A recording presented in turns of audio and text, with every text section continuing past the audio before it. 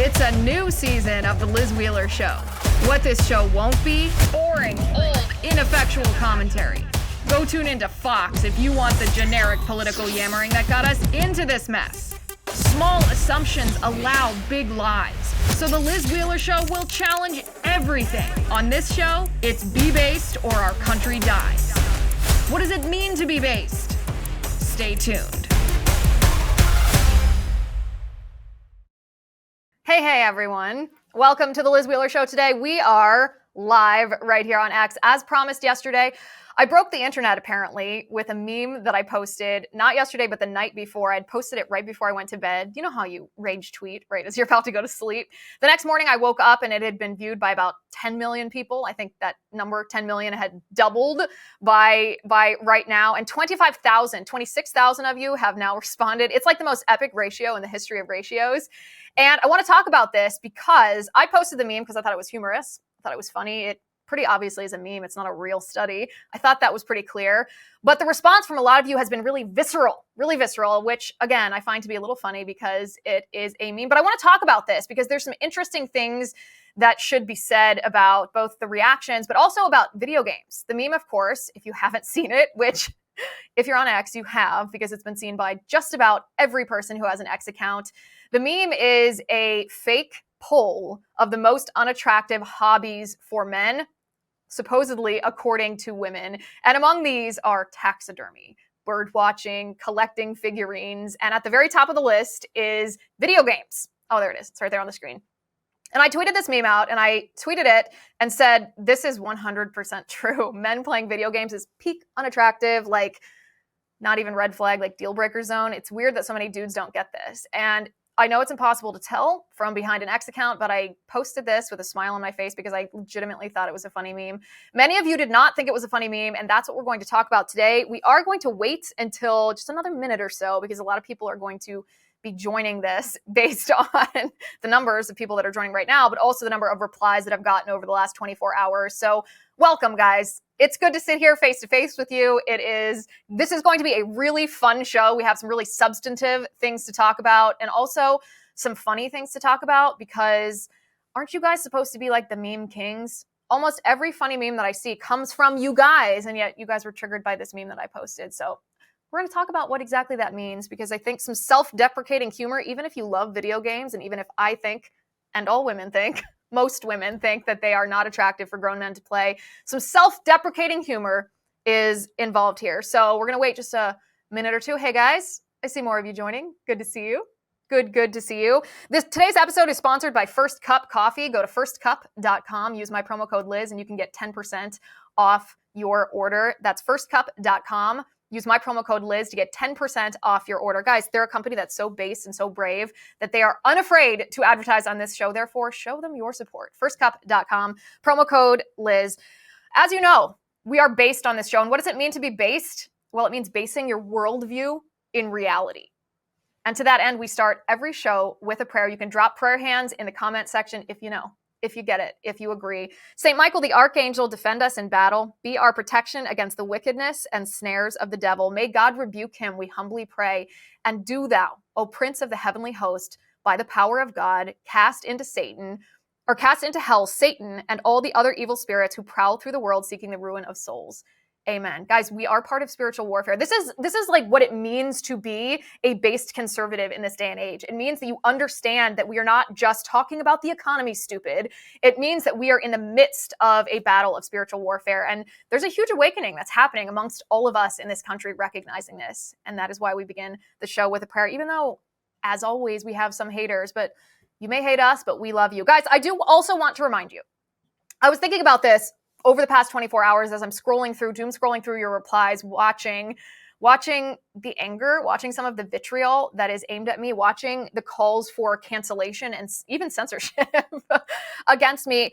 And of course, I think that's misguided. I do think you're wrong about video games, and I'll tell you why in a minute. But we actually agree on like 98% of things, right? We agree that the border crisis is untenable, that we are essentially being invaded by a foreign army, these military-age males from foreign nations that oftentimes hate us. They have anti-American, anti-Western civilization ideology. They come here with nefarious intentions. We agree that that's a crisis in our country. We agree that there is a crisis in marriage, especially as it pertains to divorce law, especially as it pertains to the meaning of true marriage. We agree that there is an anti-man effort by the left. Men are being denied due process. They're being demonized. The hashtag Me Too movement has made it so that men, if any kind of woman makes a frivolous allegation, we're supposed to believe the woman and not give the man due process. We agree that that's awful, that that's egregious. In fact, I've been one of the loudest voices on the right decrying the anti-man effort for the past several years before it was even popular to do.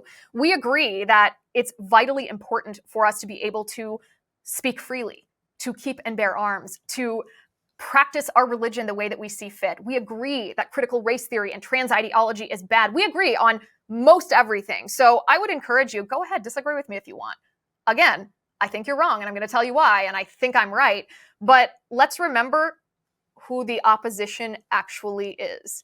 The opposition is not us. We are not opposition to each other. The opposition is the other side.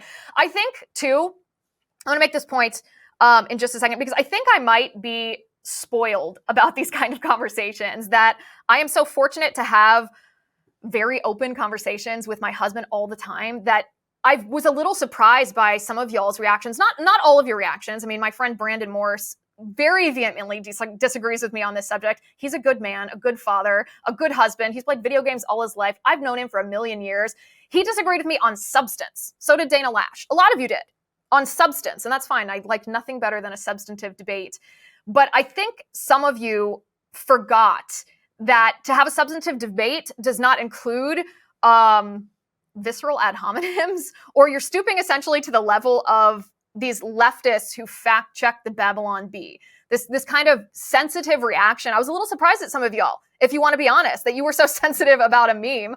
I'm so fortunate to have these open conversations with my husband at home all the time that if he came to me in a reverse situation and said, Liz, you have a hobby that I think is really unattractive, my reaction, my first reaction would not be to like try to verbally shank him in the comment section. My reaction would be one of curiosity. I'd be like, really? What hobby of mine is unattractive? And then once he told me, I'd be like, oh, why do you think that?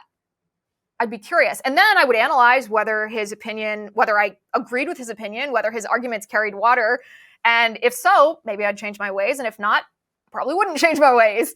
But that would be my first reaction. And I was a little surprised at some of y'all for not taking that same viewpoint. But we're still waiting for other people to join. People are still joining in droves right now. Guys, welcome.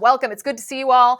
Please tell me why you substantively disagree with me in the comments, or if you agree, please drop that as well. But one of our sponsors today is Cozy Earth. Cozy Earth, I love Cozy Earth. This is a tried and true sponsor of this show because I have the sheet set on my bed upstairs right now. It's like the adult version. Remember back in college when everyone had those jersey sheets and they were so comfortable, but they also got like really stretched out and baggy?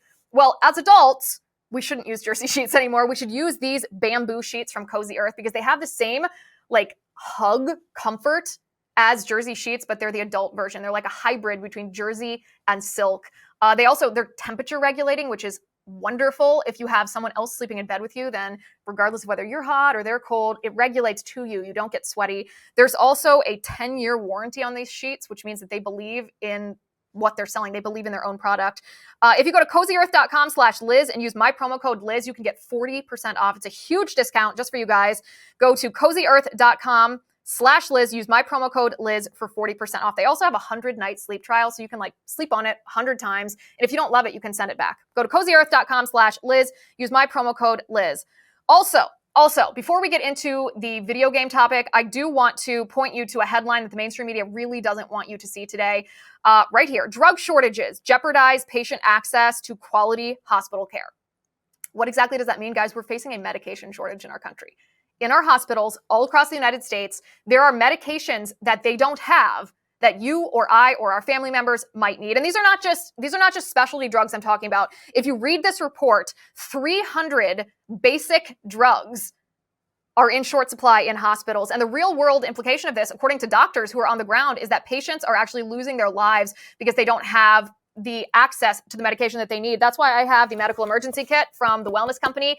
This kit right here, let me tell you, it's a lifesaver, literally. In this kit is medication that treats over 30 common illnesses and diseases and infections. I'm talking there's ivermectin in here, there's antibiotics in here, there's antivirals in here, there's antifungals in here. We actually had a woman write into us who had gotten a UTI during a natural disaster. They did not have the basic antibiotics she needed at the urgent care. And who knows what would have happened to her, except she had this. She had the medical emergency kit and it saved her life. So go to twc.health/Liz. You can get $30 off your kit. That's twc.health/Liz. Use my promo code Liz for that $30 off. twc.health/Liz. Okay, guys, thanks for joining me. As you know, a little recap here. You guys were big mad at me yesterday about a meme I posted, which was kind of funny because when I posted this meme, I thought it was very obvious that it was a meme, and I posted it because it was humorous, as memes are supposed to be. And for some reason, this just blew up the internet. It broke the internet. I have never seen, I think this might be the most viral tweet that I have ever tweeted. I think. I'd have to confirm that, but if it's not the most viral tweet, it's like number 2 or number 3. It's right up there. Something like 16, 17 million of you guys saw it. There are 26,000 responses to this. It is, by the way, the most epic ratio that I have ever faced. So you can see self-deprecating humor. This is where we're at.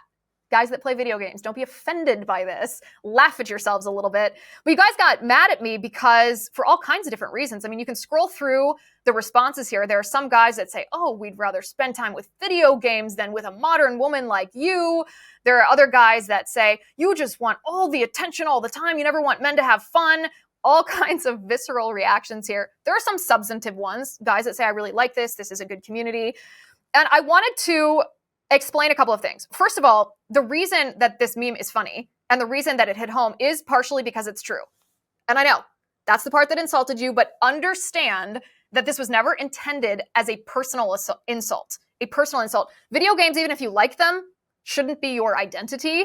Nothing should be your identity except you as a child of God. So if you feel that I have somehow shanked your identity, which I haven't, that's on you because you identify, part of your identity is with video games. Never how it was intended. A comment, or this is really an observation of human nature, a cultural observation that women just don't like when men play video games. We don't find it attractive. That's just an objective observation. It's not even me saying that's how women should be. It wasn't even at the time a commentary on whether men should or should not play video games. It was just an observation that actually most women feel like this and most men don't understand why women feel like this. Just an observation of human nature here. Wasn't intended as an insult.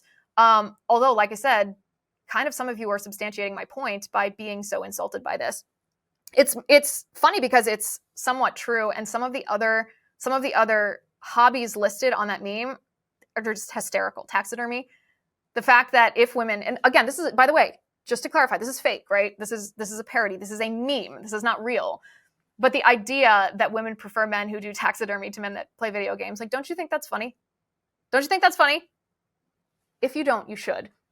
So here's the statistic here that's important. Nearly 4 out of every 10 men in the United States between the ages of 18 and 50, so excluding kids and excluding old people, 4 in 10 men between the ages of 18 and 50 play between 1 and 3 hours of video games per day. When I read that statistic, because I was digging into how many of you guys, I was surprised at how many of you guys responded, and I found that statistic and I thought, oh my, that's even more time spent on a daily basis playing video games than I understood. And I want to read a tweet. I don't want to steal this from her, this thought, because this is a very, very good explanation of why women find this unattractive. And it's not because women are rejecting men who play video games. It's that women don't like the behavior when men play video games. 2 totally different things. Not rejecting you, just disliking the hobby or the activity. But a girl named Allie, her X handle is Cluffalo, says women don't dislike video games because they're geeky. We dislike them because they're antisocial and consumption-based. Like if a woman said TikTok or online shopping was her hobby. Hobbies should involve actually doing, making, or learning something. And I'm highlighting that tweet because she's exactly right. It's not because they're geeky. It's not because they're dorky. It's because they are a consumptive hobby. They are not, let me back up here. So human nature, right? What women find attractive in men, the purpose of a man or to be a man requires essentially 4 things, right? To provide, to protect, to produce, and procreate. That's essentially the role of men in society, what men were created to do.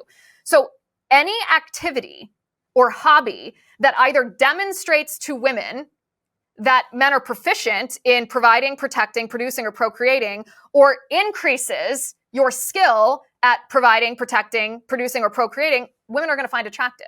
This is just basic biology. This isn't even sociology. This is just basic biology.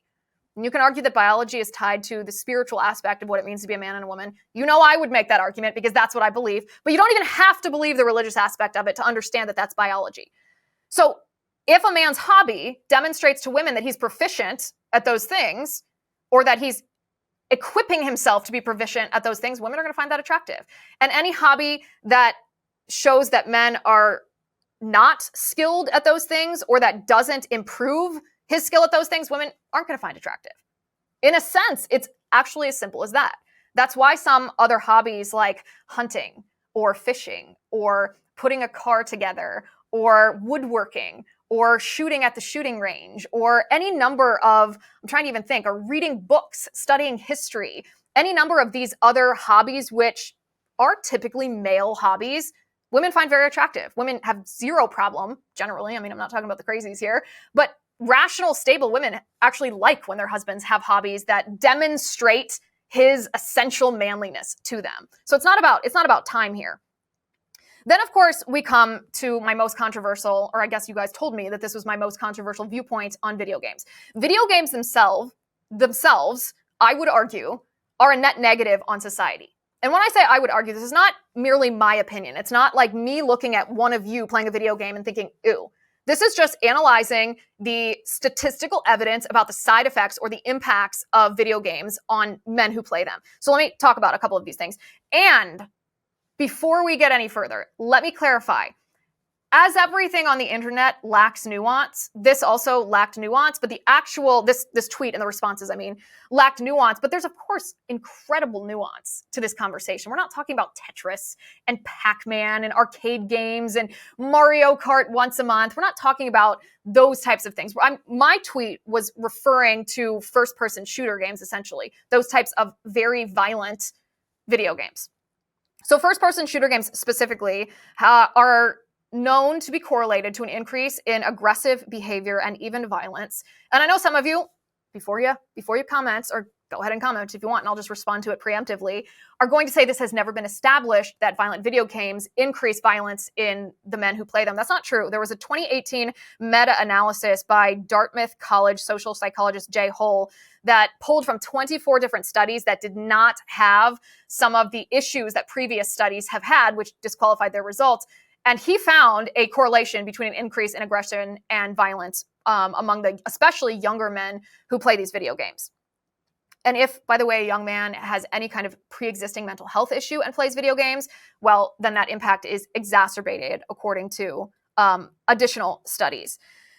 These violent video games, these first-person shooter games, also lead to mental health issues, desensitization to violence, emotional numbing, decreased empathy. And I'm happy to post a link to any of these studies, either in the comment section here or on X, because not just listing this stuff off, there's an increase in anxiety and mood disorders and social adjustment difficulties among men who play video games.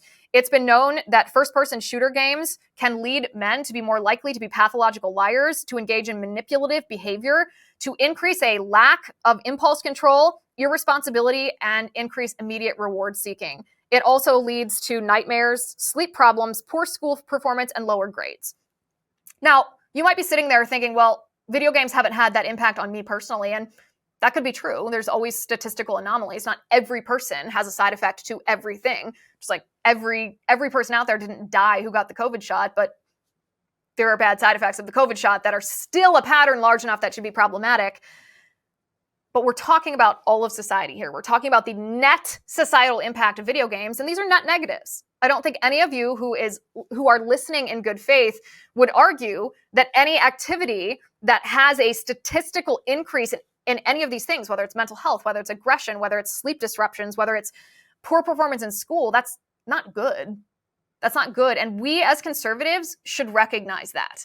Even if you say, well, I'm still going to play video games sometimes, understanding and acknowledging that that the behavior you're engaging in does have some net negative implications is all I'm asking for here. It's all I'm asking for here. I think some of y'all responded in ways, like I said, I've been scrolling through probably not all 26,000 responses, but pretty many of them. And some of you have good arguments for why you want to play video games. I don't agree with all of them. Some of you guys are rational and understand the negative implications, do take action to counter these negative behaviors.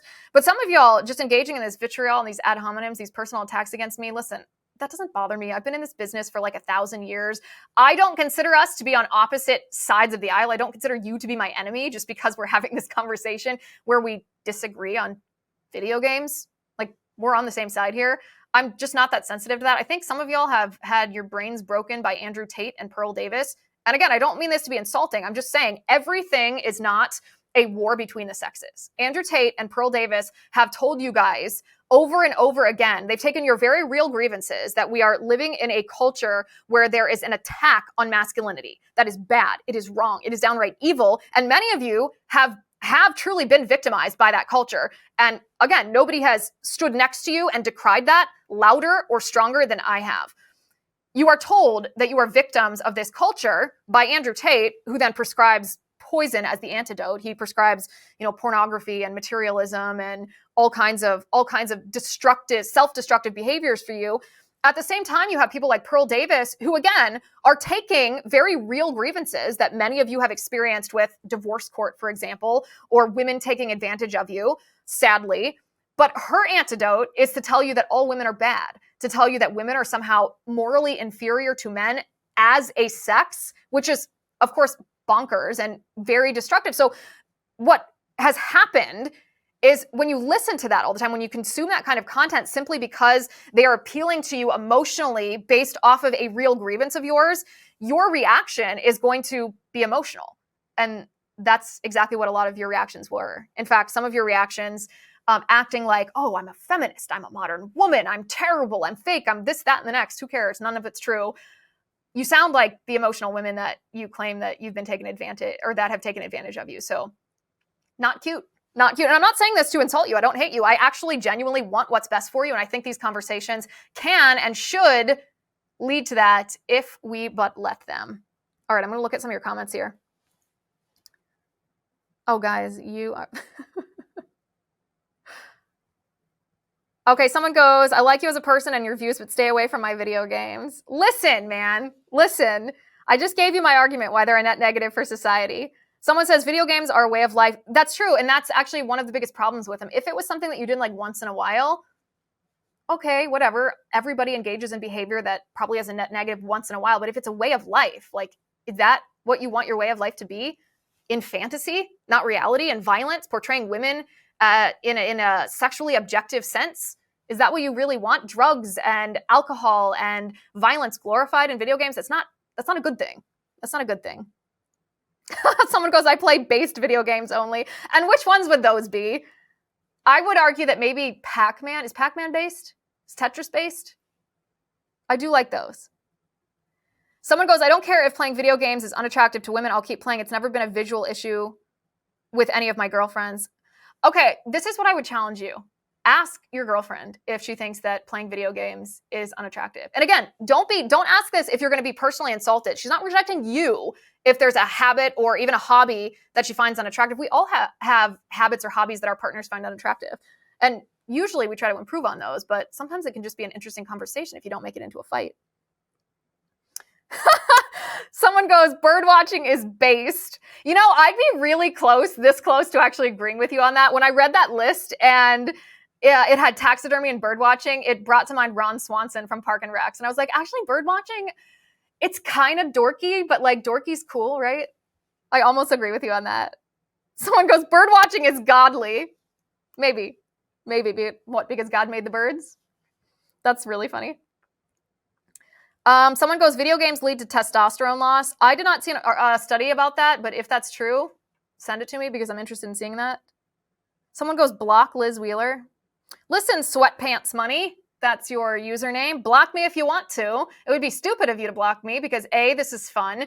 B, you should be man enough to be able to have a discussion with someone who disagrees with you without blocking. But listen, live your life. Go back to your video games if that's what you prefer. Someone goes, video games are a late night thing when the family's asleep that I do before I go to sleep. I get that. It's better than playing video games when your family's present, but still, I'll go back to that thing. What is the essence of masculinity? Providing, protecting, producing, procreating. I don't think that it increases your capacity to do any of those things. Okay. Someone goes, all my friends from high school play video games at night and we talk. Multiple men have told me that that's what they do, that this is how they talk to their bros. That aspect of it isn't negative, but the games itself, I mean, you heard the studies, right? It's still antisocial behavior. So women should stay off of social media, right? That's from Aaron Darden. So there's an argument to be made that that's the case, yeah. So if you were to ask me what the equivalent unattractive hobby is for women, I would say prolific Instagram use, especially pseudo-influencer type of things where you're constantly taking pictures of yourself, like very egocentric, very narcissistic type of stuff. The women equivalent hobby, the best one that I could think of is if women's identity is based off of their consumption of the Real Housewives franchise. That, I think, is the woman equivalent to video games being an unattractive hobby. You guys can tell me if there's one that you think is better, but yeah, that's obviously unattractive for women. But again, you don't have to be sensitive about it. Mav Jones says reading books is not social. Well, first of all, it can be. You can read aloud to other people. You can read with other people. But it's also the improvement of your mind. Books help you increase your knowledge and understanding of the world around you. It's an active pastime versus a consumptive pastime. So I don't think that I agree that books are not social. Oh, yes. Someone brings up, is this the same for women playing video games? Of course, but women play video games like a fraction as much as men. So it's not really like video game players are not primarily women. Someone goes, you're so clueless. You know that people that are antisocial deal with mental health on a daily basis. Well, yes, exactly. But video games statistically are proved to make mental health worse. So if you have that problem, you shouldn't play video games. What do they say? Go touch grass. Okay, this is a ridiculous assertion. So now you want to attack the millions of people that have to deal with mental health? No, not at all. I want you to be in perfect mental health. And the way to do that is not to engage in activities that statistically are shown to decrease mental well-being. If you wanted to improve your mental health, and I'm not saying that you don't, but if you actively want to do that, don't do things that make it worse. Someone goes, keep digging your canceled grave. Listen, if you want to block me, if you want to cancel me over one opinion that you disagree with, that is up to you, bro. Yeah, someone goes, women who worship politicians are toxic. Yeah, anybody who worships politicians are toxic. Of course. So where's the source of this poll? Guys, it was a fake poll. It's not real. It's a meme. I'm reading through all of this stuff.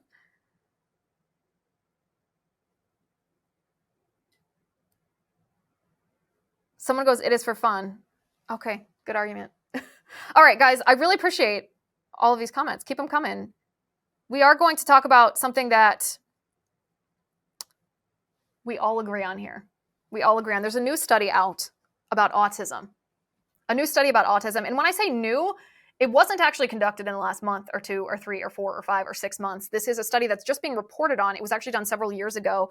And it took place because starting in the year 2000, out in a certain county in California, in Marin County, California, there was a sudden decrease in the rate of children who had autism.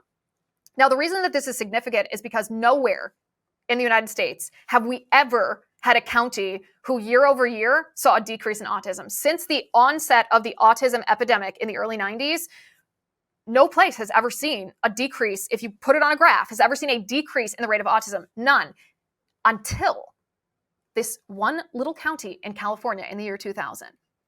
Now, you would think anybody honest in the scientific community would wonder why, what was done in this particular county that could lead to an outcome that was such an anomaly that we've never seen that happen before. Well, I'll tell you. What happened is that parents in Marin County, California, when they saw the skyrocketing autism rate, they started rejecting the CDC's recommended childhood immunization schedule. They stopped vaccinating their kids.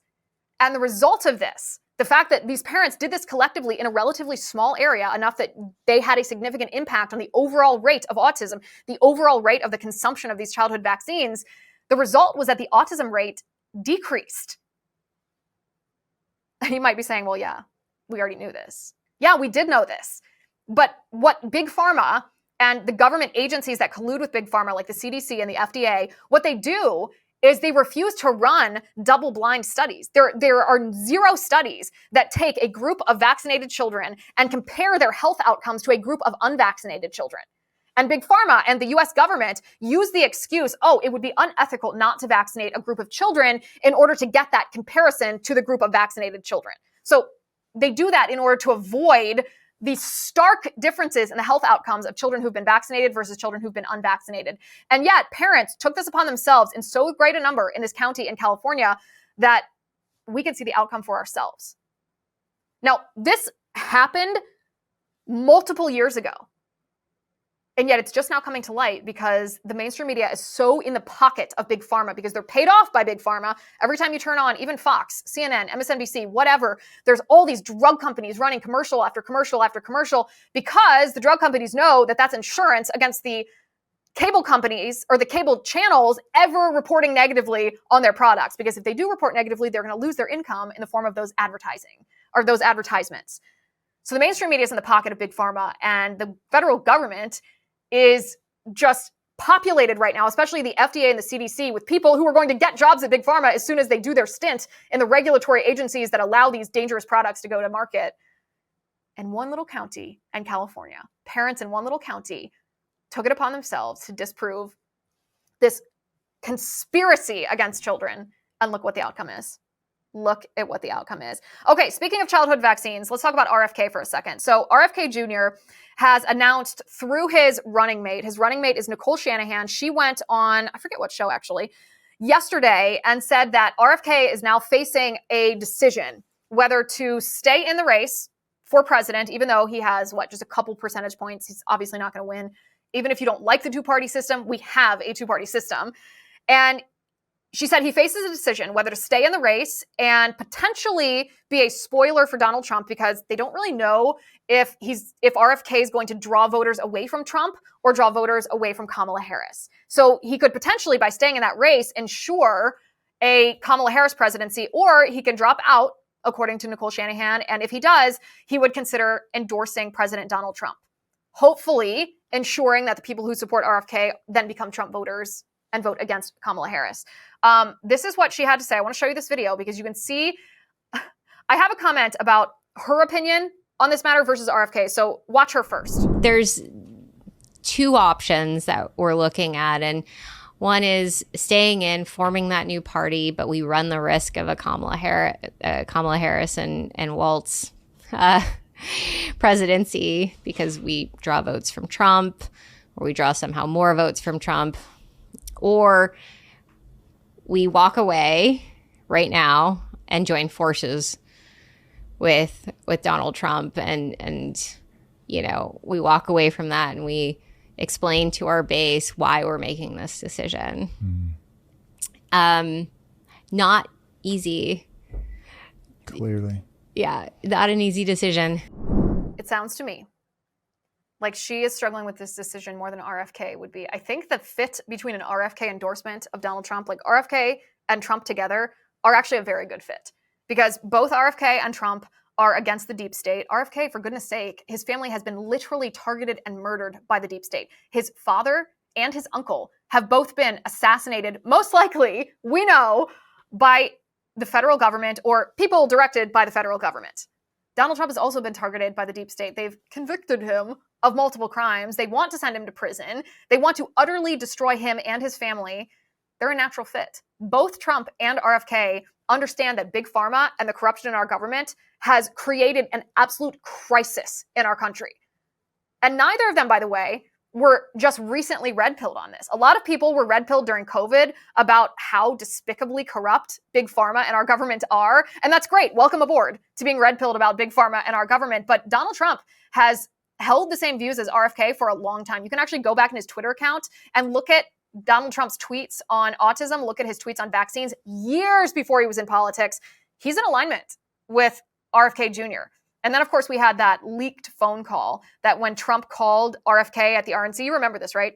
It was leaked ostensibly by RFK's son, and it showed Trump and RFK speaking about vaccines, and Trump saying, listen, I think we could work together. This vaccine schedule right now is crazy. The amount of vaccines that we put in a single child at one time is absolutely bonkers. Like, obviously, it's harmful. They share views on this, and there is not just a world where RFK and Trump could work together. This would be a natural fit. I hope and pray that RFK decides to endorse Donald Trump. Listen, there are new polls out that are showing that Trump's numbers are way better than they were in 2020. And the reason that I bring this up, usually you guys know I don't like any polls. I dismiss polls outright. I think that they are just tools of propaganda used by the left. They usually have flawed methodology, and not just flawed, they are deliberately biased in their methodology, whether it's the phraseology of their questions, whether it's the selection of people, the percentages of Republicans versus Democrats that are polled in these polls, and they are used to give motivation to Democrat voters. They're used as propaganda. And so I usually ignore them. But this one I found interesting because the Democrats, of course, the reason that they staged the coup against Joe Biden is because they were scared if Joe Biden remained the nominee that they wouldn't be able to cheat in 2024 the way that they cheated in 2020. They were worried about this because they knew the only reason that they got away with cheating in 2020 is because it was razor thin margins between Donald Trump and Joe Biden. Either result was plausible. If Donald Trump would have won, people would have believed it. If Joe Biden would have won, people would have believed it. So you can rig an election in a circumstance like that because either result is plausible. Well, this year, 2024, a Joe Biden win was simply so implausible that they wouldn't even have been able to cheat. People would have been like, guys, you cheated. Even people who wouldn't get on board with this, despite the evidence, in 2020. So they deposed him. They installed Kamala Harris. And this poll, in particular, it's a YouGov poll, is pertinent despite flawed methodology because it shows that it isn't really razor-thin margins between Donald Trump and Kamala Harris. And this is what I want. This is the numbers that I want to show you. So among Hispanic voters in 2020, Donald Trump had 32% support. This year in 2024, he has 41% of the Hispanic vote supporting him. That's a lot. Among Black voters in 2020, Donald Trump got 9% of the vote. Well, this year, or he was polling at 9%, and this year he's polling at 17%. That's nearly double. Among men, Trump's support was 44% when polled by YouGov in 2020. This year, it's 54%. Women, 37% in 2020, 44% this year. Seniors, 45% versus this year, 57%. That's a very significant difference and shows you, despite what the headline you might see if you tune into CNN and they say, oh, Kamala Harris is winning by 3, 4, 5, 6, 7 points. Actually, if you break it down by demographic, this is a pretty significant difference. And we should keep this in mind when the Democrats cheat. There's also The Economist published their election model. Again, I'm fairly skeptical at foundational level of electoral modeling. It's like predictive models. But this one's interesting because it also shows a big difference in the predicted outcome this year in 2024 compared to what was predicted for Trump in 2020. So this is according to Newsweek. The electoral forecast shows that the median likely range of total electoral votes for Harris is at 272, while Trump is at 266. Remember, you need 270 to win. This is a change from the 2020 election, which saw Trump with 232 electoral votes predicted, and the Democratic nominee Joe Biden with 306. That was according to the forecast. So that's a very significant difference. That means that it is razor-thin margins in the electoral college between Kamala Harris and Donald Trump, and that's what's important. Remember, the popular vote actually doesn't matter. It's the electoral college that determines the outcome of the president. The states that are battleground states are some of the obvious ones: Arizona, Georgia, North Carolina, Pennsylvania, Wisconsin, Nevada, and Michigan. They combined have a total of 77 electoral votes. Those are the proverbial swing states that are going to determine the outcome of the election. This model, though, interestingly, predicts that Pennsylvania will be the deciding state. Pennsylvania having the highest chance at 24% of being the state that decides the election. Pennsylvania has 19 electoral votes. This makes it doubly interesting, by the way, that Kamala Harris refused to pick Pennsylvania Governor Josh Shapiro as her running mate, even though he would have been the natural choice. If Kamala Harris had picked Josh Shapiro, she probably could have had at least a better chance of winning Pennsylvania. If not, an outright victory in Pennsylvania. And yet Kamala Harris refused to do that because Josh Shapiro is Jewish and Kamala Harris has such a contingent of anti-Semites that support her campaign. Very interesting. Again, I'm fundamentally skeptical of polls. I don't really like election predictor models, but these two are interesting because ultimately the Democrats need you and I to believe that the margins are so close that they could pull off cheating without people suspecting that the cheating was what put Kamala Harris over the edge here. So very interesting. Today, a new report came out that the federal government said that there were 818,000 fewer jobs created through March of 2024 than previously reported. Guys, that's almost 1 million jobs. That's how off they were on their numbers. Do you think that was an accident? I do not. I do not think that was an accident. This is the largest downward revision in 15 years. It's propaganda is what it is. They knew that they were exaggerating jobs numbers. They did it on purpose so that month after month after month, they could claim more jobs have been created. The unemployment rate's going down. And they knew it was a lie. And they saved that until people had it ingrained in their minds that jobs were being created. Because how much play is this headline really going to be? Well, if it's up to us, it's going to have a ton of play. But if it's up to the mainstream media, something tells me they're barely going to mention it. So the DNC, let's talk about that for a second. The DNC, if you turned on CNN last night, which, guys, sometimes you got to do that just for your own enjoyment, Van Jones admitted something that you and I have known for a long time, that the Democratic Party is essentially a cult. Listen to what Van Jones said about the Obamas. Take a listen.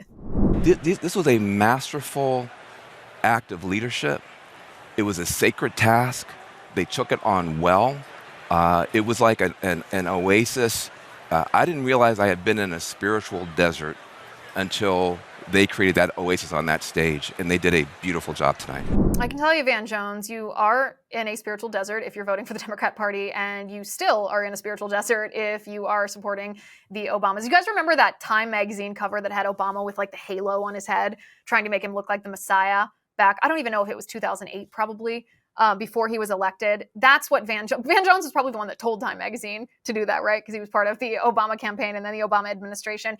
The Democrats view their political leaders as some kind of savior. They view their political leaders as idols, false gods, and it's disgusting. That's why outside of the DNC, that abortion bus that Planned Parenthood has sent outside the DNC, promising free abortions and free vasectomies to anybody attending the DNC, there are reports that there have been 10, 15, 20 abortions that Planned Parenthood has committed outside of this venue, which just breaks your heart.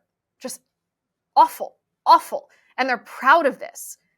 They're proud. They brag about sacrificing children for their political agenda. We criticize other civilizations in the past for child sacrifice. What do you think we're doing right now? Awful.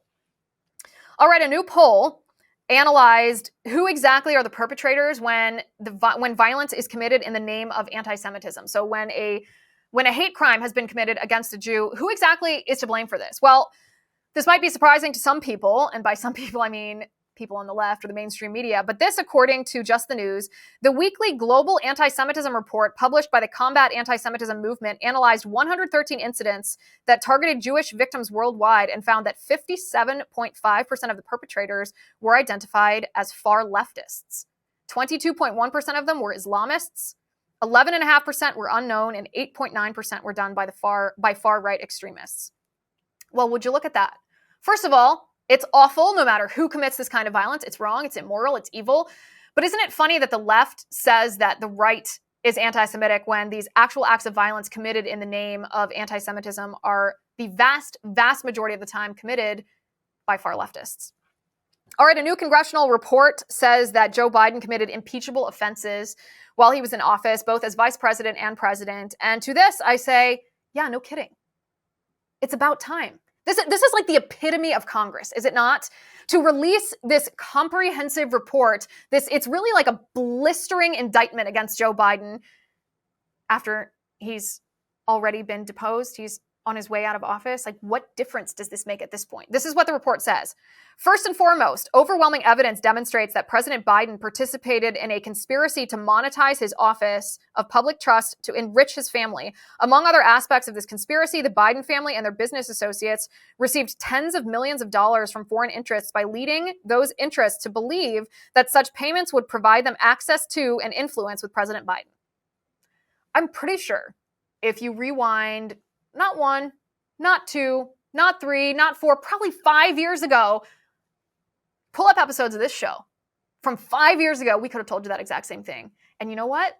We did it for free. It didn't cost taxpayers millions of dollars. And you know what? We did it when Joe Biden was actually in power, not after he'd been deposed from power. The congressional report says the evidence also establishes that the Biden family went to great lengths to conceal this conspiracy. Foreign money was transmitted to the Biden family through complicated financial transactions. The Biden family laundered funds through intermediate entities and broke up large transactions into numerous smaller transactions. Substantial efforts were also made to hide President Biden's involvement in his family's business activities. Yes, thank you for the brand new information. Too little, too late. You let me know, Congress, and this includes congressional Republicans. You let me know when we are ready to put these criminals in jail. Anybody involved, Joe Biden, Hunter Biden, Jill Biden, Joe Biden's brother, Hunter Biden's former business partners, you let me know when we are ready to put these crooks in jail who endangered our national security, who sold access to hostile foreign nations when Joe Biden was vice president of the United States and president of the United States, when these people lied about enriching themselves at our cost. They belong in prison. And while it's great that you're finally catching up to what we've been telling you for years about the Bidens, you let me know when you're ready to take actual action, because this report ain't it. All right, let's check the comments section. Someone goes, Broad Street Sports goes, hobbies are unattractive. Hobbies in general. It's actually just funny. You guys are funny. Someone goes, that's an amazing point, Liz. Pretend polls are tight to cover up the cheating. That's what I think they're doing, because that's the only reason that even think about how many people now, and this is both conservatives, this is independents especially, and even some Democrats, although most Democrats are too brainwashed for this, so probably independents and lukewarm Republicans. Think about how many people right after the election in 2020 were unwilling to admit that electioneering and rigging of the election impacted the outcome of that election. Think about how many people were unwilling to say that now, and how many people now, 4 years later, are like, oh yeah, no, that was shady for sure. That was not a free and fair election. Well, the reason at the time that they weren't willing to say that is because it's hard to present evidence when you haven't yet investigated how the crime was committed. And of course, the Trump campaign didn't present evidence very well, but also either result was believable. Either result was believable. Sego's leftists are neo-Nazis with a different flair. Well, yeah, look at who's outside of the DNC. This is literally over 100,000 terrorist sympathizers who are praising terrorists in the Middle East, like radical Islamists, jihadists. It looks like a foreign army out there to me. It doesn't look like these. Calling them protesters is actually like a compliment, and it's not even an accurate descriptor. This is a foreign army. I look at this, especially the aerial views of outside of the DNC. You see these hordes and hordes of mostly military-age males from foreign countries who hate us, who don't have American flags. They are praising Hamas terrorists and jihadi ideology. And you wonder, when exactly are they going to turn that on us? Because they hate Jews, they hate Christians, they hate women, they hate LGBTQIA individuals, they hate everybody except their radical jihadi ideology. So yeah, they are neo-Nazis with a different flair. Someone says, I think Trump's team investigating the cheating after the 2020 election were anti-Trump. Well, yeah. I think so, probably. A lot of people surrounding Trump have been anti-Trump. That is true. Guys, so many comments. Beige Box says, women being into reality TV is not attractive either, but who cares? It's a hobby. I don't know. I care. I care whether my time is being well spent or not. Not to the point that I'm going to be like, oh, I won't be friends with you if you watch reality TV. Like, everyone does these things at a certain point, but we should be maybe I'm the anomaly here, in the sense that I actually like to analyze hobbies and habits and things that are good and bad about myself. Maybe I am somehow the weird one for liking to analyze human nature and the net impact that our nature and our hobbies and our habits have on culture, and therefore have on our society, and maybe even have on our chance at eternity. But that's how I think. Hey, someone goes, I'm unjabbed and proud. Yeah, good for you. That wasn't easy to stand strong in the face of all that coercion and refuse to get jabbed. It's awesome.